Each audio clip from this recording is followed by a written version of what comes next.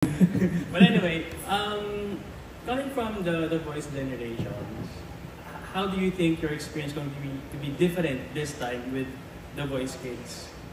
I think it will be challenging for me. Kasi nga po, it's kids and I have experience with kids na kasi parang meron akong mga pamangkin, mga pinsan na bata. But kasi ito, I'm dealing with their dreams din. Para syempre, at their young age, ayoko naman na ako rin yung magiging dahilan para masira yung pangarap na magkasama naming binubuo. Dahil syempre pagka nag-blinds, isa ako sa mga magsasabi ng magagandang bagay para ako yung piliin nilang coach. But sa mga next battles, ako rin yung magde-decide kung papauwiin ko sila o isasama ko sila sa next round. So, mahirap siya sa akin na parang papipiliin ako kung kumbaga as a parent, papipiliin ako sino yung pinaka-paborito kong anak na isasama ko sa ibang bansa. Parang ganun yung feeling eh. But I guess because of generations, nabigyan na ako ng siguro mas pinatatag ng kaunti yung pagkatao ko when it comes to decision making. Kasi at the end of the day, this is a competition pa din. And sinasabi ko nga sa kanila, pinili ko kayo dahil alam kong may kaya kayong ipakita at deserve nyo to. Pero sana, habang magkasama natin tinatahak yung journey nyo, yung dream nyo, pakita nyo sa akin na kaya nyo makipagsabayan dahil hindi lang kayo yung mga karapat-dapat din sa pangarap na to dahil marami kayong kasabay na kasing kaedaran nyo, ng mga kabataan na meron ding malalaking pangarap kagaya nyo. So, sinasabi ko sa kanila na ipakita nyo sa akin na deserving kayo at gagawin natin ang lahat para maabot yung pangarap nyo. So, for me, it will be very challenging but I'm ready to take the challenge kasama yung bata dahil katulad nila, may pangarap din ako at sana sabay namin marating yung magkasama. Ayun po. Additional question lang. Pressure po talaga. Kasi, mas gusto ko po siyang i-enjoy ngayon. Kasi pag pinakita ko po sa mga bata na hindi, dapat tayo manalo. Pag pinakita ko sa kanila na gano'n, baka imbis na maging teamwork yung kalabasan ng performance nila, baka magmukhang sila mismo yung maglalaban-laban. Kasi I heard merong battle rounds eh, na parang I get to team them with other kid, tas they will give us a big performance. Tama ba? Parang, alam ko may gano'n eh. So, I'm not sure kung paano ko siya gagawin.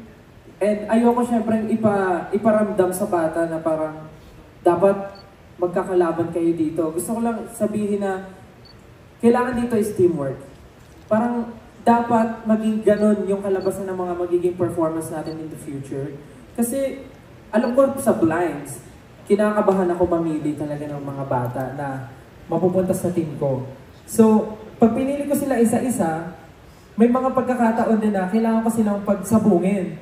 So, mahirap yun for me. So, ayokong iparamdam sa mga bata na kailangan this year, dapat sa Stellbound pa rin yung mananalo. Kasi, I'm really enjoying this moment and gusto ko lang iparamdam sa bata na itong moment na to ay dapat enjoy din nila. Kasi minsan lang to mangyayari sa edad nila. Dahil ako personally, never ko to na-experience sa katulad ng edad nila. So, ayokong iparamdam sa kanila na parang dapat ibigay niyo sa akin yung trophy again this year. Dahil gusto ko lang mag-enjoy kaming lahat as coach and mapakita sa lahat ng bata na healthy environment ang competition na ito. So, ayun po. Thank you and good luck to the show. Thank you po. Thanks, Ricky. Next. Good afternoon to everyone. May question na for Pablo. So, pakwento lang Pablo, yung reaction mo. Ng araw. For me naman po, it's a different experience from them. Kasi ako po talaga, I started singing, I think high school na po talaga. Before, nag-try po ako na i-pursue yung singing. But I guess, iba talaga yung iniisip ko lang nung bata ko. And siguro dahil hindi rin sapat yung parang kakayanan ko, or syempre dahil bata ako, hindi rin kaya ng parents ko supportahan ako financially, parang hindi rin ganun kadali sa akin na mag-aral or mag-take ng mga, alam niyo po yung mga lessons or everything. Kasi nga dahil kapos din po. So parang nag-iisip na lang po ako ng ibang way na pwede kong gawin para lang po ma-express yung sarili ko, yung talent ko, which is nag-focus po ako sa dancing. But yung singing naman po kasi, masasabi ko pong meron na po akong talent nun before. But I guess, yung maganda sa panahon po ngayon, sobrang ang daming mas access yung mga kabataan sa pag-aral ng kanta. Of course, meron tayong internet, madaling mag-aral ng kanta. And of course, kahit sa internet, may mga libreng vocal lessons, may mga libreng ganon, may mga affordable na mga vocal teachers. Hindi katulad po dati na talagang pupunta ka talaga sa mga bahay-bahay or sa mga lugar nila para makapag-vocal lessons. But now, kahit sa bahay nyo, pwede kayo sa internet, online, or pupunta yung teacher. Basta marami na pong access ngayon yung mga kabataan. And of course, super happy rin kami na marami ding mga ganitong klaseng programa na tumutulong and mas pinapatatag pa yung pangarap ng isang bata na may nakasuporta sa iyo, naniniwala kami sa iyo, and very welcome kayo to join any competition basta naniniwala ka sa sarili mo at alam mo meron kang talento at bagay na bagay ka dito. So, The Voice Kids is very, for me, blessing din, not only for me but also to all the talents na handang sumabak dito sa blind audition kasama ang kanilang supportive parents. Kaya naman po, ayun, super happy na naging part kami nito dahil magiging bahagi rin kami ng buhay ng mga bata na nangangarap, katulad namin before. So, ayun po. Ano po ako kasi? Good morning sa inyong lahat. Bubuti safe kayo nakarating dito and we're so excited to share all these with you. Kung ano ang dapat napakarami. Coming from the success of the previous season, nakita natin kung gaano siya naging ka-exciting in all aspects dahil nakita natin syempre yung chemistry at bardagulan ng ating mga hosts. Pero right now, syempre, meron tayong bagong host. Kaya very exciting to see yung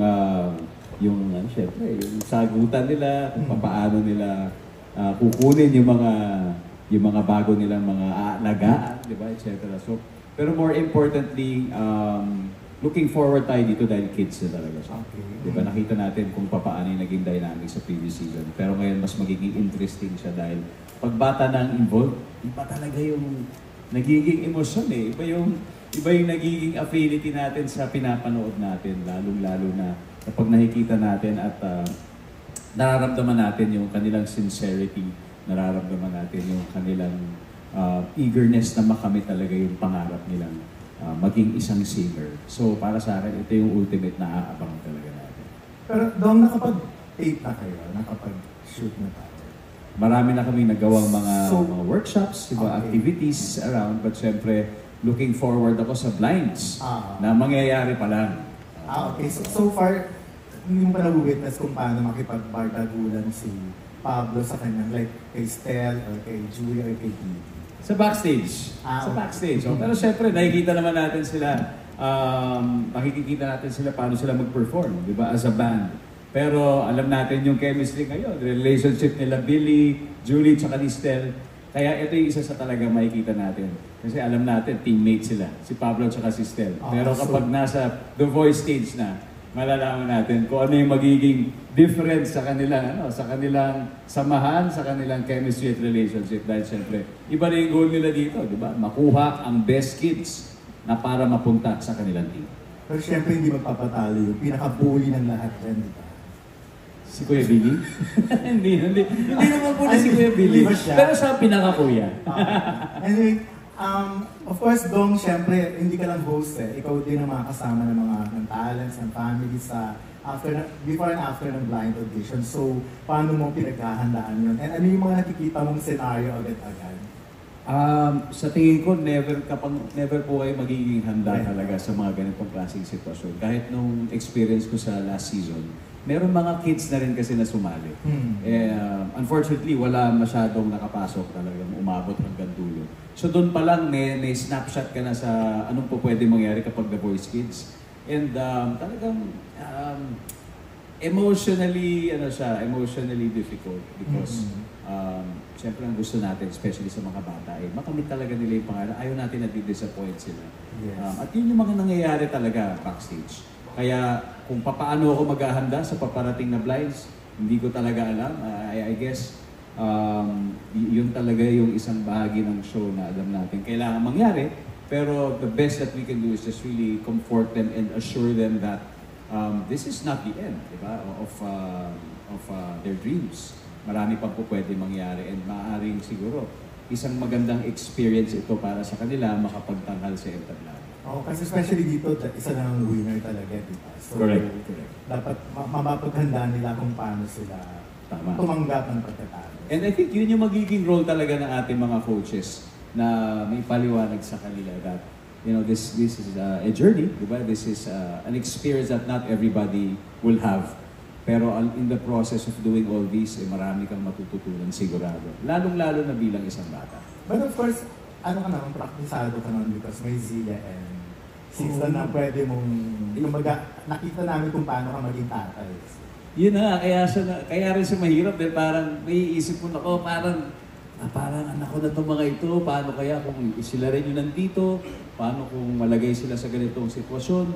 And yung mga kids, iba-iba ang iba-iba ang characters. Di ba? Merong nakakaintindi, nakakatanggap ng defeat, merong hindi. Lahat yan, hindi natin mapapaliwanag. So, which makes it more interesting and also challenging for me as a host. Ayan. Anyway, thank you and good luck sa iyo especially. Maraming salamat. Thank you.